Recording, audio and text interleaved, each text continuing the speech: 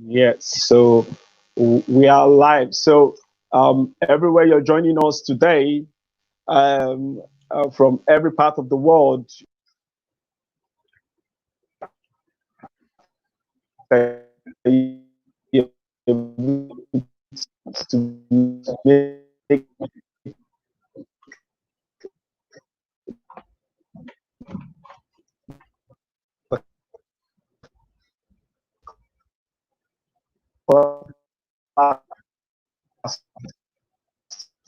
today. So it's the continuation of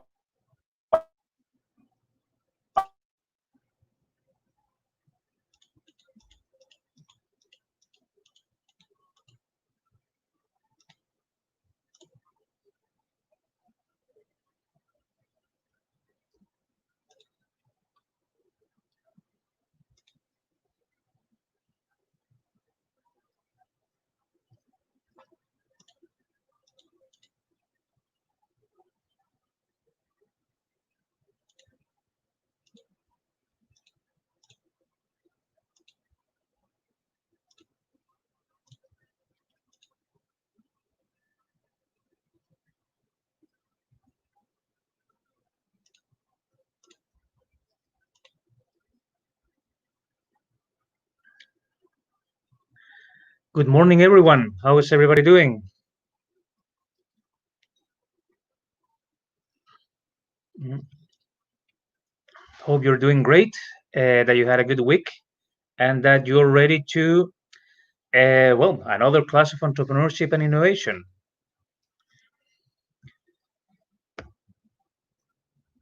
So, what we're going to do today is review our past material and give a few new hints about innovation.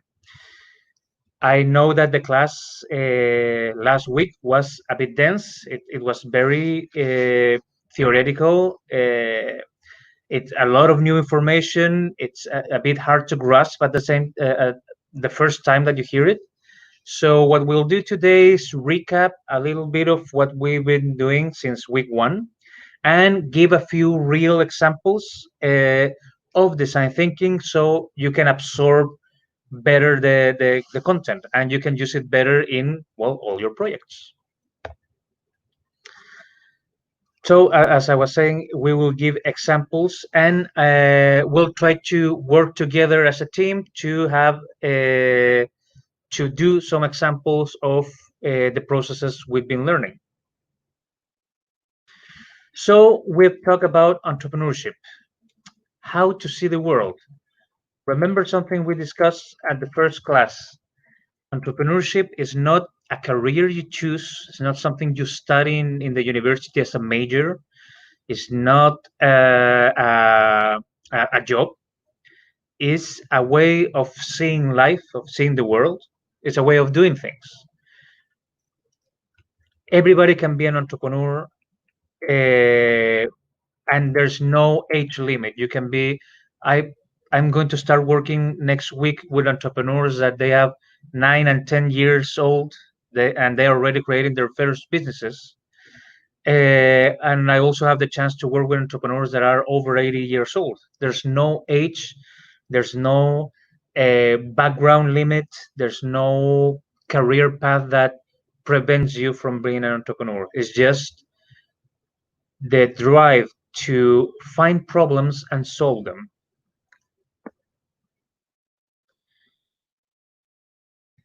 Entrepreneurship is about not seeing problems but seeing opportunities. Depending on where we are in the world, at what time do we live in, and what our situation is, we can see more or less problems around us. And the easy way out for everybody is to start blaming problems for everything. And, oh, this is the government's fault, this is my parents' fault, this is the teacher's fault, and we put blames on everything that is outside us, and we give them the responsibility to fix things. So this is a government problem, so the government has to do it, and I'm going to sit tight at home waiting for the government to fix this. waiting for my parents to fix this, for my teachers to fix this, for my neighbor to fix this, because it's not my responsibility. Like, corruption is not my responsibility. Lack of literacy is not my responsibility. Why should I fix it? That's what most people say. What entrepreneurs say is, okay, there's a problem. It's not my responsibility, but I'm going to make it my responsibility and I'm going to try to fix it because there's a possibility here. There's an opportunity here for me to develop something to help, for people to grow, for a society to become better. And these opportunities that we see, we not only have to see the opportunity, but we have to seize the opportunity. We one thing that entrepreneurs have in common is that we need to be very hardworking and very constant in our work. One thing is to see the problem, to turn that problem into an opportunity, and to have a great idea to solve the problem, to help community. But if you don't do the work, if you don't put the hard work in it, it's not going to be, it's not going to work. It's not going to help. So we need to seize it, and to seize it, we need to work a lot. Remember what was the first step that we talked about related to entrepreneurship? What was the first thing that we need to do?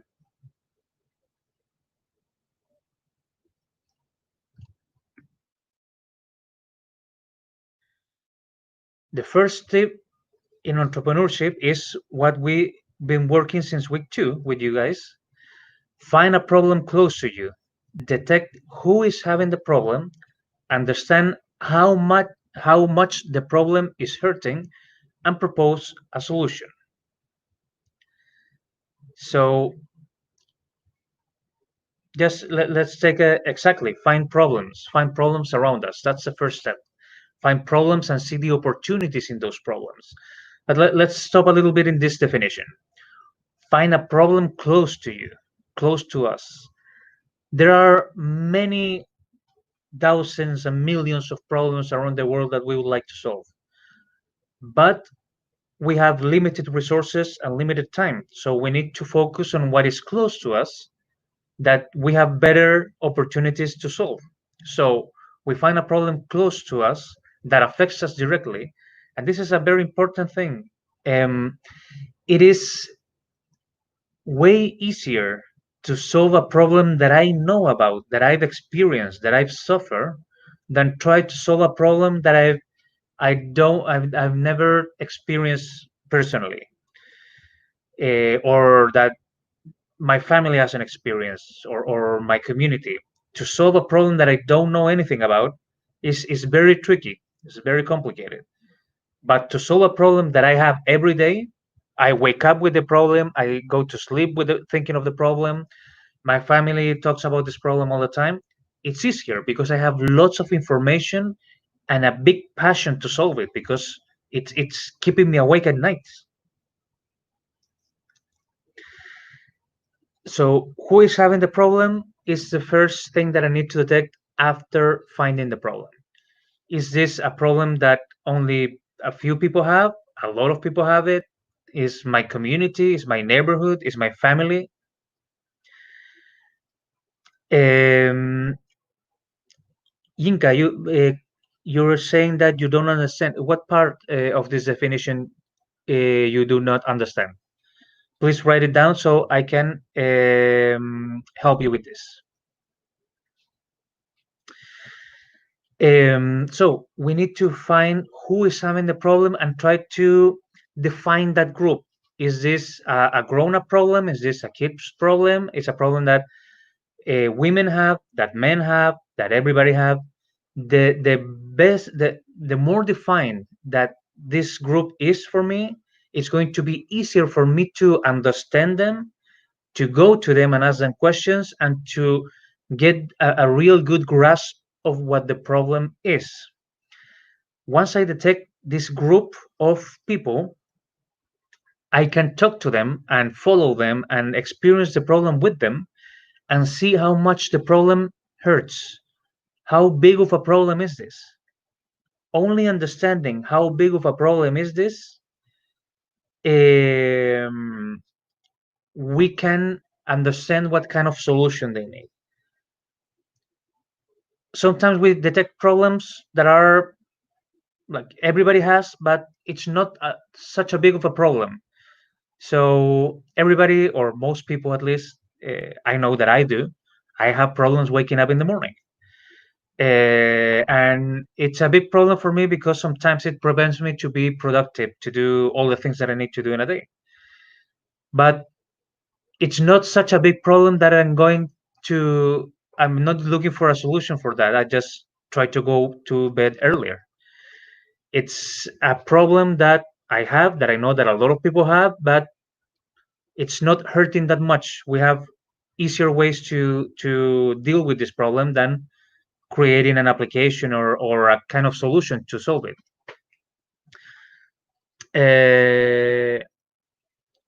Uh, we have the retired deputy director from the Federal Ministry of Education. Good morning. Sorry, good afternoon there. It's 7 a.m. here. So glad that you can join us.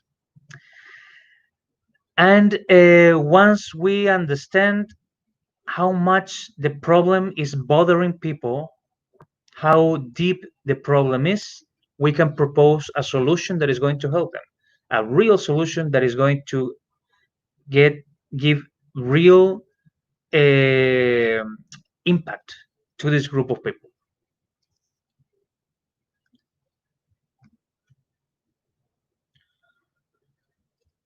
So, what is entrepreneurship?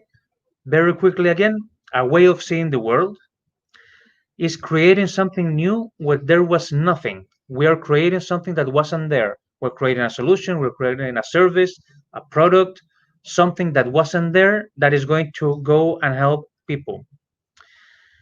And we're solving problems for people.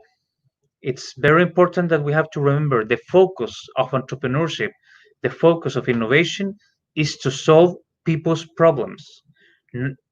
Okay, it's the center of all this is humans, is people. So we can never forget this. We have to always also remember to never stop being the crazy inventor. We talked about it from week one. It was mentioned by the teachers at the introduction of this class. We are the crazy inventors. There's no idea, nor product, nor service, no creation that is outside of the realm of possibilities if we put the hard work and we do what we need to do in order to achieve it. So, never being that crazy inventor. Remember that we gave the example of the kid looking at the stars and then becoming an astronaut? It is possible. It's hard. It's not for everybody, but we can do it. We can make it happen. And never stop being amazed of our world. It's so easy in the age of technology to become used to, accustomed to everything that is around us: internet, TV, smartphones, uh, space travel, everything. It's so common now that it's so easy to be numb, to stop realizing how amazing these things are.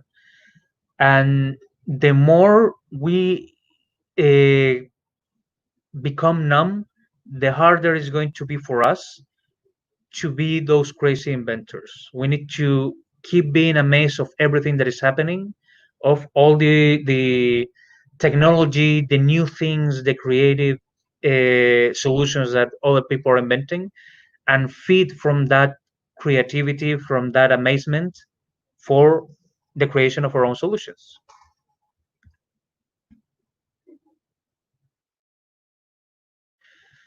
But we didn't only talk about entrepreneurship. We also been talking about innovation for the past two classes.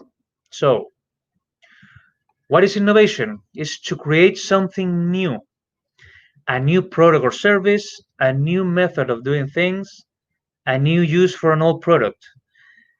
Innovation is adding a new component to the world. It can be that I create a new product from scratch or a new service. It can be that I'm offering certain a product that is being offered to certain kind of people, to other kind of people. Remember that we talk about the segment of people that are having problems. Sometimes a product that is helping one kind of people for one problem, you can find it another use and offer it to solve other problems. I think one of the greatest example of this is aspirins. All of you have probably heard about aspirins in your life, and probably have taken aspirins for your headaches. And aspirins is a medication that was created to help with headaches to people. But it was later discovered that if you take aspirins regularly, it helps preventing heart disease. It wasn't created for this. It wasn't on the table when the scientists created aspirins, but it was discovered that it can help for that problem too. So an innovation was um, to start using aspirins to help people with heart problems. So that kind of thing is innovation too. When I uh, find a service that is helping to solve one problem in one area, I can move it to another geographic area and help other kinds of people. Innovation sounds very complicated and very high tech, but sometimes it's very simple, it's very easy. Sometimes all that it takes to be innovative is to think, oh, this is working for this, perhaps it works also for this. This is something that it helps for teachers that are helping kids with their education. Perhaps it helps grown-ups with their education. And you just keep asking questions, and the instead of the this is not going to work for this, asking the why not try it out, why not using this for other something else that it was used. Think of a chair. A chair was created for sitting down, sitting down to eat, sitting down to work, just a human sitting down on the chair, and that was the main use that it was created for. How many other uses you can find for a chair? Please write it down on the chat. What else you can do with a chair that is not sitting down?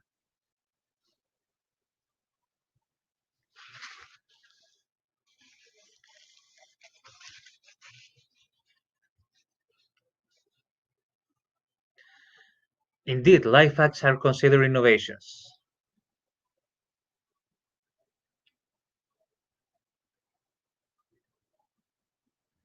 Actually, life hacks are a very good example of innovations. You can use a paper clip to support, to organize your cables at home so it's not always messy. That is an innovation, a small innovation, but an innovation nonetheless. You can use a chair to write, indeed, to place a Mac, to reach new heights. A form of exercise, indeed, to put books, to climb. Come on, Anthony, you can be more creative. Don't say nothing.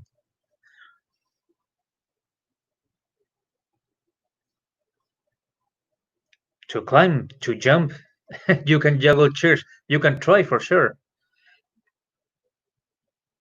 So, this is a perfect example.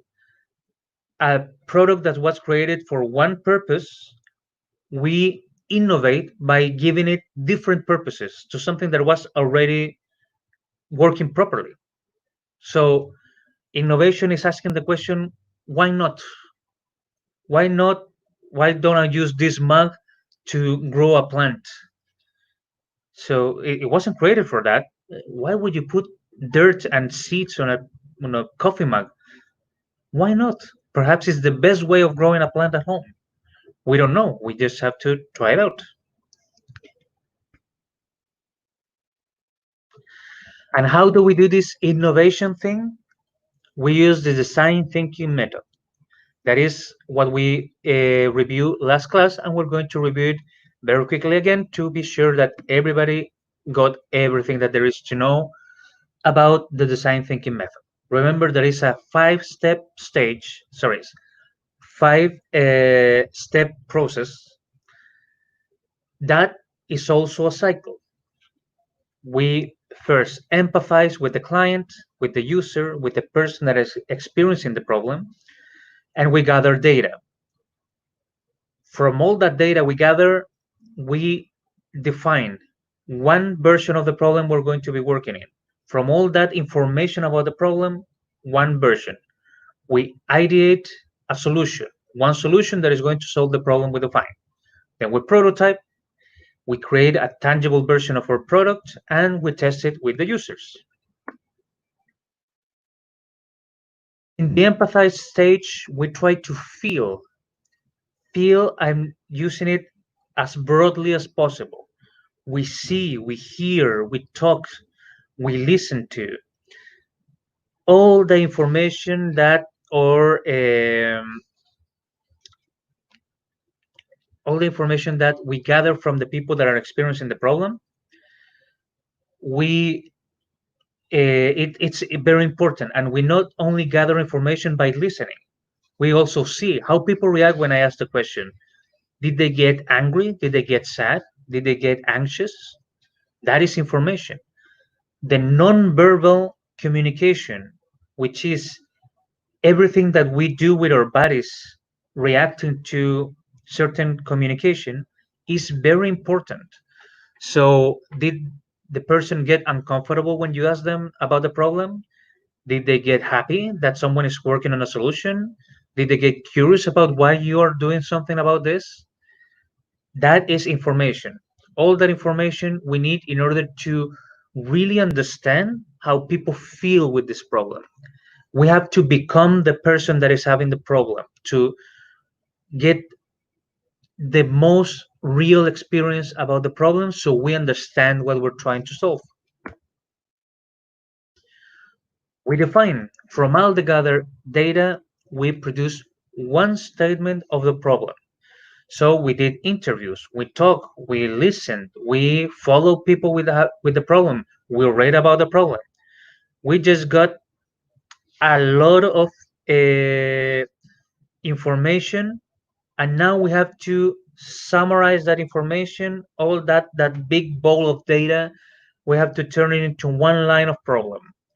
So from all these interviews, these questions, these following people, etc., we go to one line. We're going to give an example of this in a little bit.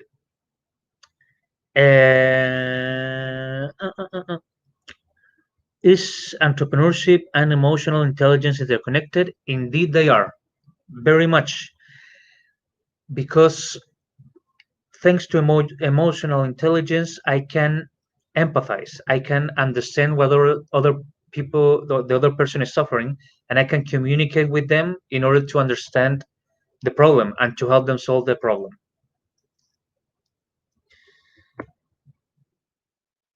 Ideate. After summarizing all this data into one line of problem, I ideate a solution for that problem. We use the brainstorming method, where, if you remember, we discussed this last class. You put all the crazy ideas that you have to solve this problem. There's no limit, there's no censorship. Whatever idea you think it can solve this problem. And from that, we use the process of selecting the idea that is most innovative, which basically means that you never heard about something that is very new, and the idea that is more feasible, that is more doable, something that you can do with the resources that you have available for you, with things that you have at your home, with things that you can ask your parents or your friends to help you with. So you get to this one idea that is going to be the solution to the problem. And from ideate, we go to prototype. We turn this idea of a solution into something tangible, into a drawing, into a PowerPoint presentation, into a very basic website, into a cardboard construction, something that you can show the person that is experiencing the problem so they understand what you're trying to solve for them. Okay. And from prototyping, we go to test. We go to show our prototype to the user, the person that is experiencing the problem, and see how they react. Do they like it? Do they understand it? Do they reject it? Do they need more information? And all that data you gather from this test, you put in the cycle. And from testing, where do you go back in the cycle? You go to the ideate part. You go to establish a new way of solving it, then you prototype again, then you test again, then you go back to ideate, and you keep repeating this process until when? Until you show the prototype to the person experiencing the problem, and they see it and they say, "Oh, perfect! I understand what it is, and I understand how it solves my problem." Remember that the key part here is you show the prototype and you say nothing. If you explain it, then the test fails because you're giving the user information that they're supposed to gather from your prototype. So you just leave your prototype on the table and see what they do, how they react. What do I mean by tangible? Is something that I can touch, something that I can interact with. So we have the physical tangible, like I create with cardboard and paper colors idea of how this solution would look, or perhaps it can be a digital tangible. For example, a Facebook fan page or an Instagram account where I show the service that I'm going to offer. I can show a website or something like that. And remember, you keep showing this until the user, the person who is having the problem, understand it completely and understand how it's going to solve the problem. Then you have the great idea to launch to the market.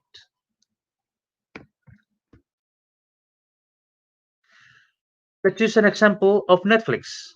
Design thinking done by Netflix. And they did it for sure. So I don't know how many of you know this because you are very young and I'm way, way, way older than you. But Netflix didn't begin as a digital platform.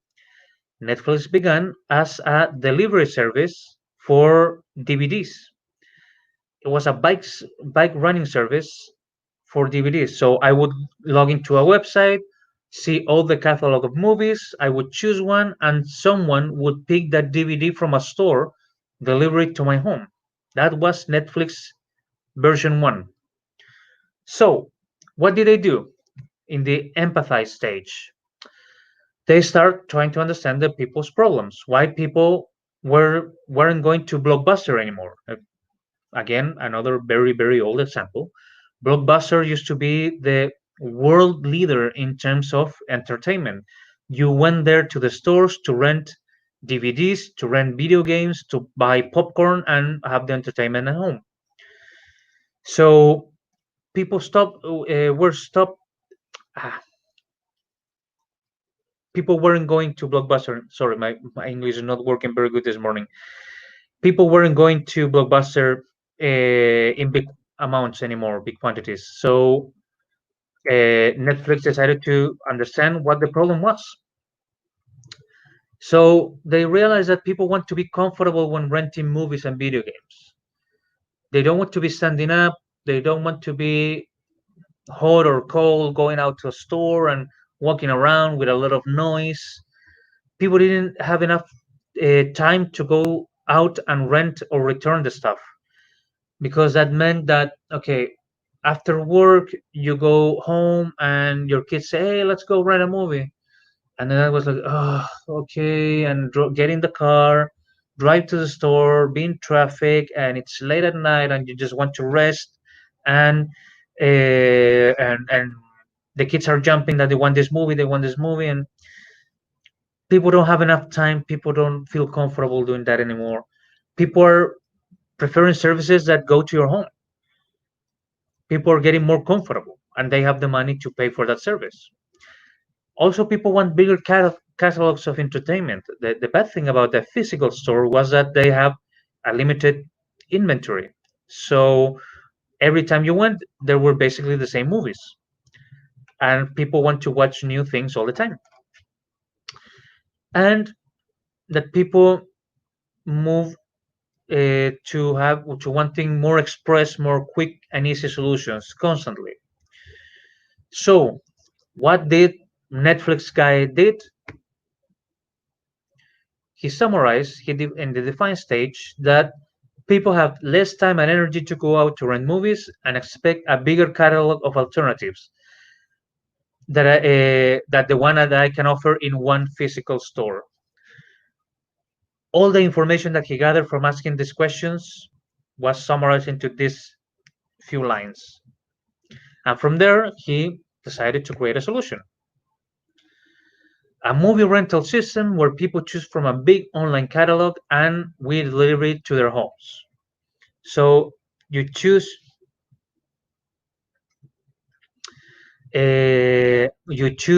from the website whatever movie you want to watch, and a bike messenger is going to deliver that DVD to your home, and then you deliver back that DVD into like a mailbox that was located in a lot of stores and streets, and they get back their movie. Kind of like a digital blockbuster store, indeed. It's very interesting that you say that, and we're going to get back to your point in a few minutes.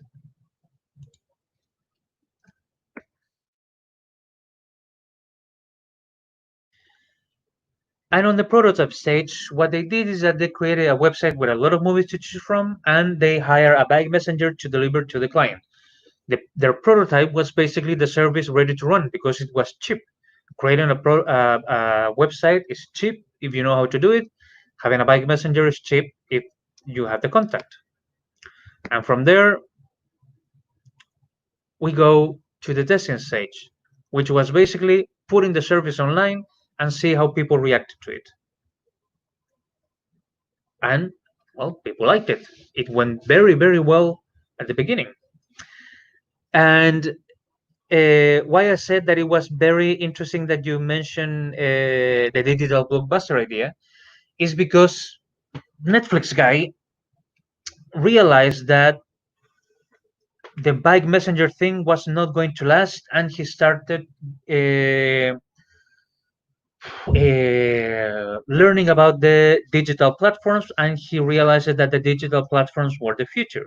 So when he got the idea of Netflix as a digital platform of content, he went to Blockbuster to offer them to be a part of this, to be partners into getting all this content online so people can consume it comfortably from home.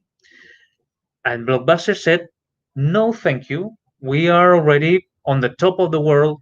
We have stores all over the world. We are making millions out of rental of DVDs, movies, video games, etc.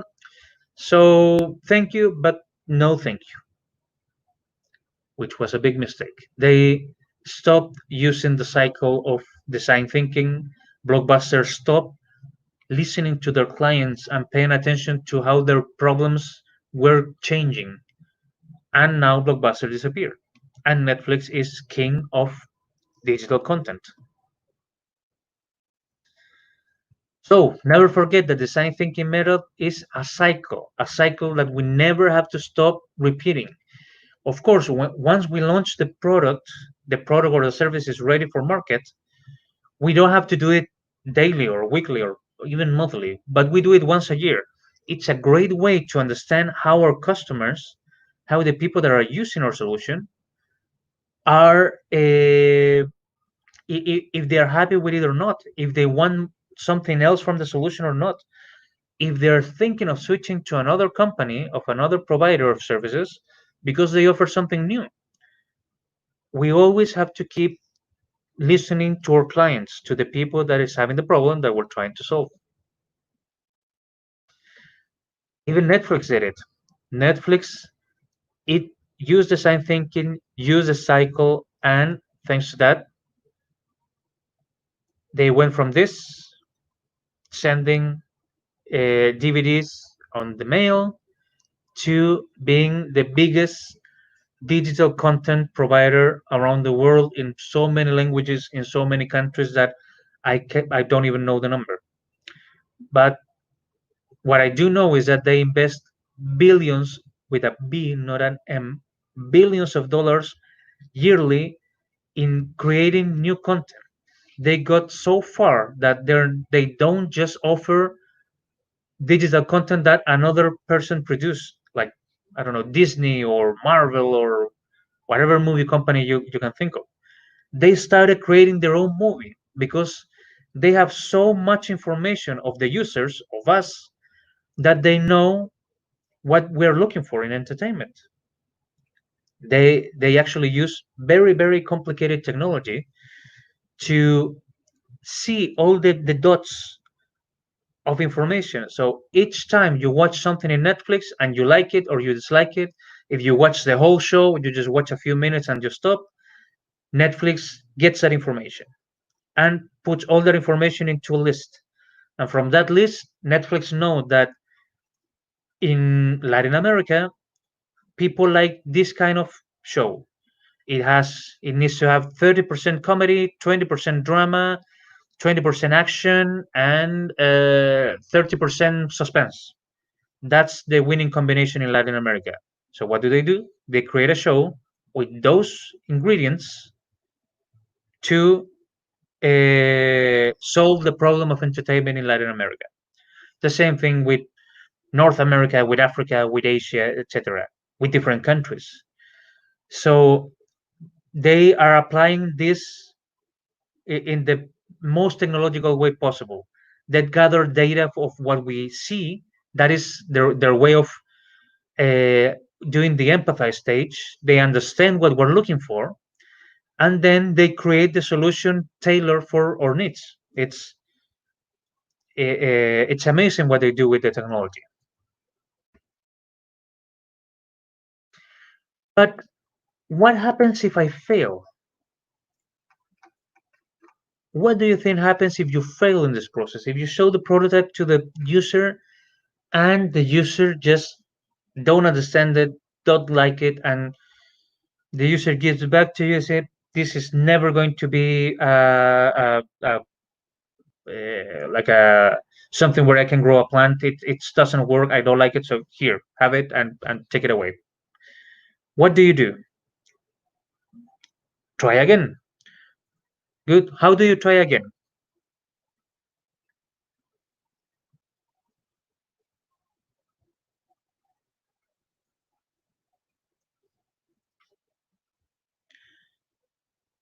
You keep trying the cycle. Indeed. You try again and to improve. Do not give up and continue. Exactly. Why? Because failure is just another way of learning. As Master Yoda said in episode 8 of Star Wars, the greatest teacher failure is. And it's quite true. I have learned a lot of things about entrepreneurship by failing, by having to close businesses, by having problem with finances, but I made a lot of mistakes when creating companies. And those mistakes I've learned, and they're like burn inside my brain. I've never forgot those lessons, and I was quick to find ways to solve it. Failure is not bad. Failure is not something that we have to be afraid of. Failure is another way of learning things. A harsh way of learning, indeed, but it's just another teacher. We need to learn how to not repeat our mistakes, that's for sure. By using the mistakes you made and make sure you don't make the same mistakes again. Well, you all get the main message of this. Don't stop trying and to don't give up. There is a point where after trying a lot of times and after using all the resources that you have at your disposal, if you still can get the user to understand what you're trying to do, then it's time to do scratch everything and start from zero again. Perhaps the problem is not so big that people are willing to look for another solution. Perhaps your solution is so innovative that people don't understand it, and this happens constantly. It happened to Blockbuster. The guy from Netflix went to offer them a very innovative solution. They didn't understand it. They weren't ready for it, and time passed. And then the solution worked. So it's important to stop, to always try again, to don't give up at the first, at the second, at the third attempt, but also be very aware of when you run out of your resources and you need to move on from that idea, at least for the time being. There's a difference between being constant and pushing forward and being stubborn. So we need to, and how do we differentiate these two situations? By paying attention to what people are saying, by seeing what the reaction is.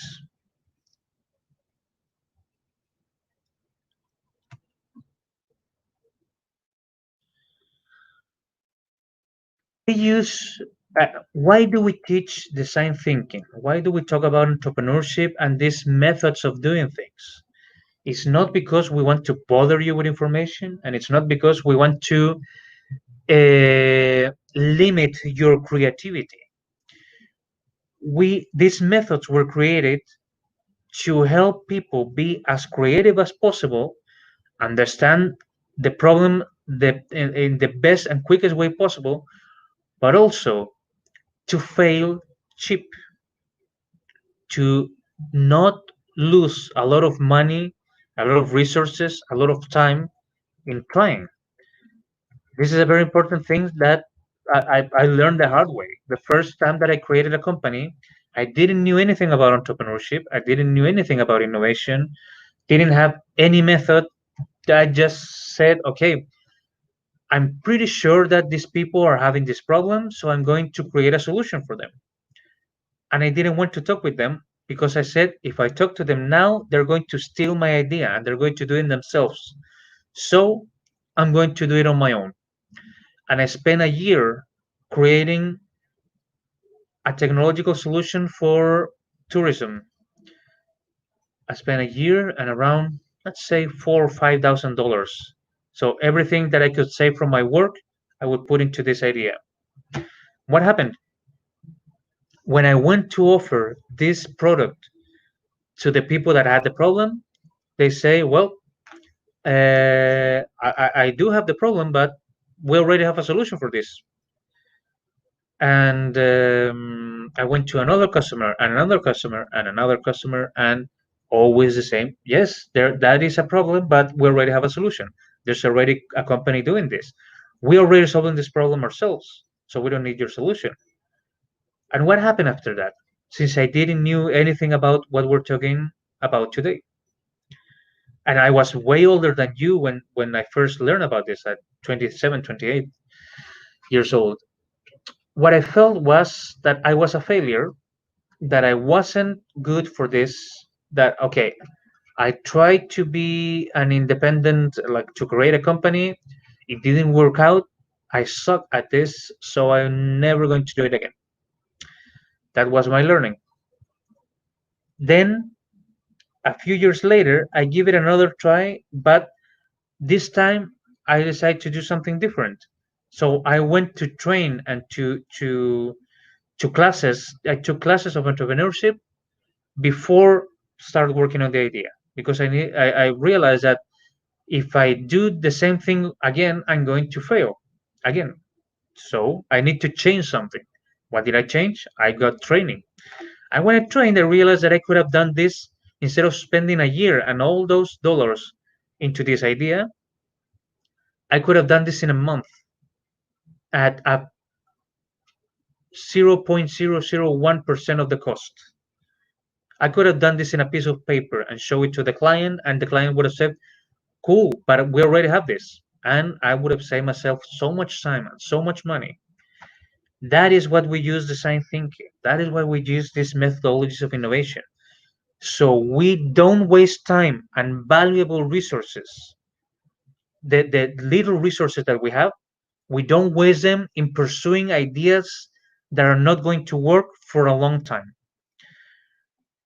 So your amazing creativity and your drive and your passion is put to work in solutions that actually work, that people actually want, and you don't waste time and resources on things that people don't want. The worst problem when you or the main reason of failure when you try to innovate or to become an entrepreneur is when you build something that people don't want, that people don't need. I learned that the hard way. It took me a year to learn that lesson. It took you a few minutes of listening to me because you make the smart decision of taking this class, and you're going to make the smart decision of keep training yourself, keep learning, keep experiencing things. And you at your age, you're in your late teens, early 20s, you know so much more than I did when I started. So you have so many more possibilities of becoming successful at what you want to do. Learn from my mistake, learn from the mistake of so many others, by using this methodology. I understand that it's when you have a cool idea in your head, you have all the energy to make it happen, and you say, oh, I want this to happen, it's going to be so cool, so it's going to help so much people. Eh, eh, so I want to do it. I'm like so focused on making this happening.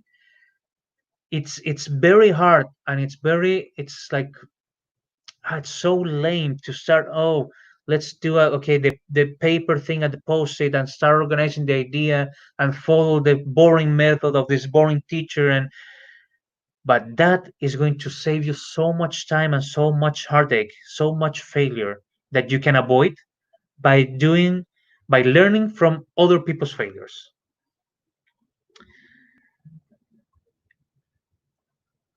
The losses faced after the failure of one product. A very good question. What about the losses faced after the failure of one product? This is the thing. If you learn something of that process, then it's not a loss, it's an investment.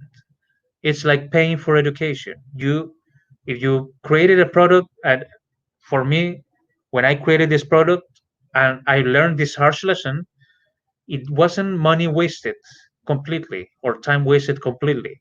I paid for education for a very important lesson, a lesson that I could have gotten way quicker and way cheaper, but I got.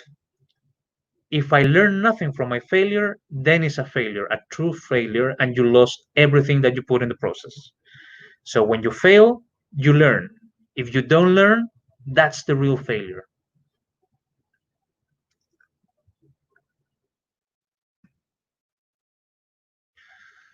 And let this sink in. Absorb this. We are all going to fail many times in our lives in different things. We're going to fail in business. We're going to fail in our education. Like, I'm going to repeat a class. I didn't pass this exam. I'm going to fail with my social in my social circle. Like, I'm going to do something like that. It's going to hurt a friend. I'm going to fail being a son, a daughter. I'm going to fail being a brother. I'm going to fail being a partner. I'm going to fail with my boyfriend, my girlfriend. We are all going to fail because we don't know everything. We don't have all the answers, and we're trying to do the best that we can. But even so, with the best intentions, we are going to fail. And this is not a bad thing. When I was growing up, when I was your age, failure was seen as a virus. And if you knew someone that was a failure, had some kind of failure in their lives, like they got divorced, they went bankrupt on a business, etc., that was something to avoid, because if you get together with that person, you could catch the failure virus and become a failure yourself. Now we have learned that failure just teaches us things in a different way, and that we all fail, and the only way to for that failure not to be a failure is if we get an education out of it, is we learn something out of this. Another good question here: is it better to keep your expectations high or low? It's it's a difficult question. We have to have high expectations of ourselves and low expectations of our products. Products change. The thing that we're trying to create change is going to change a lot during the process. Perhaps I have one cool idea that I really want to execute, to create, but when talking to people and with learning and with doing research, I realized that the idea wasn't so good. The problem is still there and I still need to fix it, but my idea wasn't so good, so I need to modify it. So keep low expectations of your solutions in terms of it's very likely that I'm going to have to change it and modify them constantly, but very high expectations of yourself, because like former President Obama said, yes, we can. Yes, we can solve those problems. Yes, we can tackle this situation, and yes, I can create a solution. Perhaps not the solution that I would like at the beginning, but yes, I can. Keep high expectations of yourself, because you can make it work.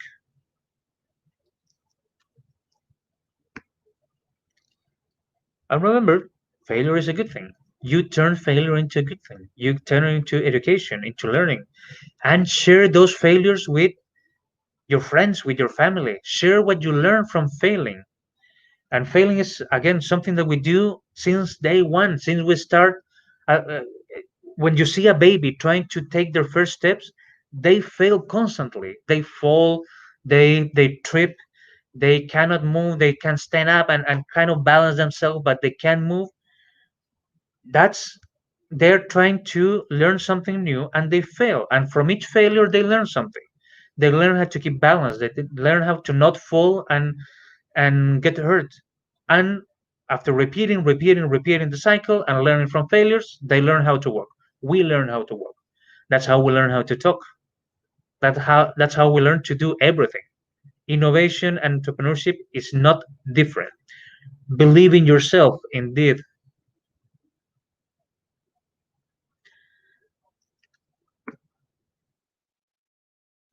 Companies learn from failure constantly.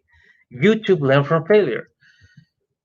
If I tell you, so if I ask you, what do you think that YouTube was created in the beginning? What was the problem that they were trying to solve? Their first service, just like we reviewed at Netflix, the first thing that they did was deliver DVDs by back messenger. What was the thing that YouTube was trying to do at the beginning?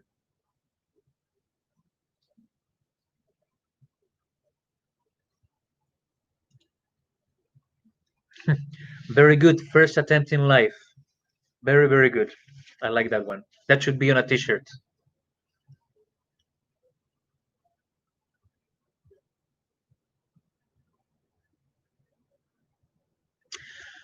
Oh, that's a very interesting comment, Gayatri. It's not Indian parents, it's parents in general. Perhaps in your society, in your community, you experience it like that. But Latin parents don't take failure easily too. Nowadays, it's different. But I think that it's because parents don't want their kids to fail. They don't want them to be hurt. They don't want to be disappointed. So uh, it's hard for them, and they want you to avoid failure. But let's we can talk about that later. But let's get back to the YouTube example. I think the YouTube was trying to create a platform to for people to share their talents and for budding creators. That is what it is today. YouTube was created, and you're not going to believe this, but Google it. The first version of YouTube was created as a dating site. YouTube was supposed to be a place where I can go and watch videos of people introducing themselves so I can meet someone that I like and date them. That was the first version of YouTube. That was the first problem that YouTube was trying to solve. And they failed. People didn't like that application. People didn't like exposing themselves in a video that everybody could see and say about like I like long walk on the beaches and watch the sunset with something that also likes to read the Lord of the Rings. People don't like that. And YouTube start the cycle. And now it's a place where I can find tutorial to learn math, cooking recipes.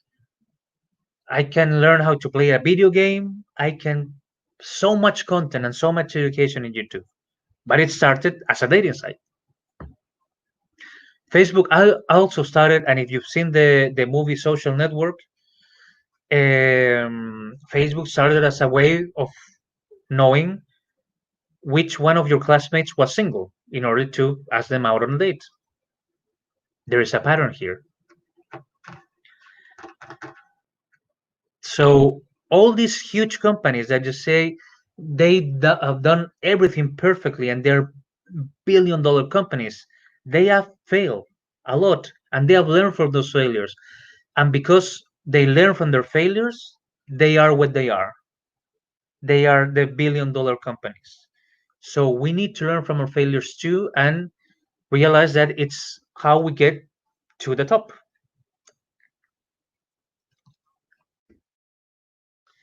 Now it's time to get out of the building. Get out of the building is a sentence that we use a lot in entrepreneurship. It means get out of our comfort zones, get out of our house or realities, and start reaching out and learning what's outside. Remember to always keep looking for problems to solve. Never forget that you are the crazy inventor. You are the ones um, that can create the new spaceship, the new Netflix, the new Facebook, the new whatever you want. Use the design thinking process to understand, create, and test, quick and cheap. Remember, this is a method to avoid failure, to avoid costly failure. And don't fear failure. And always remember, we are here to help you. Everybody that is working in the Coderina program is here to help you achieve your dreams and your goals. So don't fear asking for help. Don't fear asking questions. Okay? Thank you very much for your time. As always, it's a pleasure to talk with you, to learn from you, and to help you. And I'm going to go back a little bit on the questions that you've been doing. Uh, yes, indeed, Krishna, YouTube was a platform to find people to date them. Someone asked about if Netflix failed. Yeah, Netflix failed in their first version, the bike messenger delivery system. They failed, and they have to recreate themselves, and that's how they got into the digital platforms.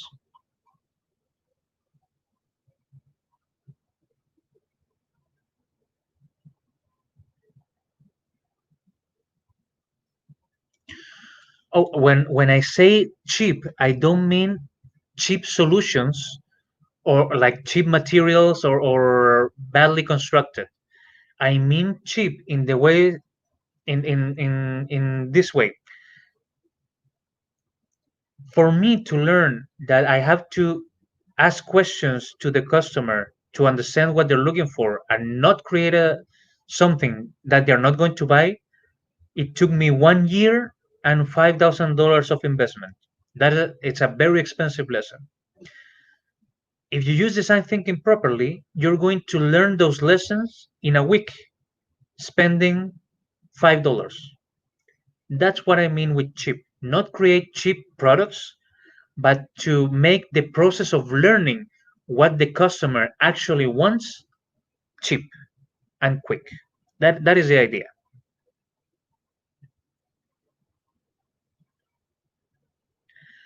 The next class, what we're going to do is we're going to review a few examples.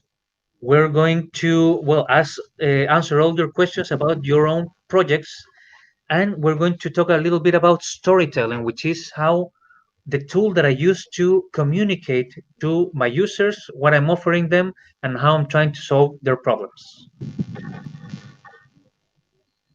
Hello, John. Yeah, hi Gonzalo. How Hey, you I'm a bit out of doing? time. Sorry. No problem. I just had to wait for you to kind of like finish, but it was really an interesting thing. I enjoyed listening to your practical example of what you have actually gone through as an entrepreneur, and those are really fantastic information for the kids, for our learners, for our young learners, because uh, there's nothing like you've gone through it yourself, so you have the understanding of everything. I mean, of those things and what could be pitfalls along the way and all that. And I really appreciate the fact that you're actually dishing it out to them, so they have it in the war chest for them, and they are kind of like very certain that they wouldn't get wrong now that they will follow a Gonzalo. Yeah, so that's really interesting. So you've talked about what you have for the class next week, right? Exactly. Next week, what we're going to do is answer as many questions as possible regarding everybody's projects. Okay. We're gonna give a few more examples so everybody understands the process properly, and we're Okay. going to talk a little bit about storytelling, which is the tool that we use to communicate our project to the community, to raise funds, to look for clients, etc. All right, that's good. So we look forward to a fantastic time next week, then, Mhm. right? That's the That idea. that's good. So I believe everyone is going to say a big thank you to Gonzalo for really offering us a very great time to learn from what he has actually experienced as an entrepreneur. And definitely, you're not going to make that mistakes again. So thank you, Gonzalo. I'm going to be pulling you off the screen right now, Mhm. and I'll My just say pleasure. Have a great some afternoon, final everybody. words. Yeah. Okay. Thank you so much. Yeah, so everybody, check on the charts.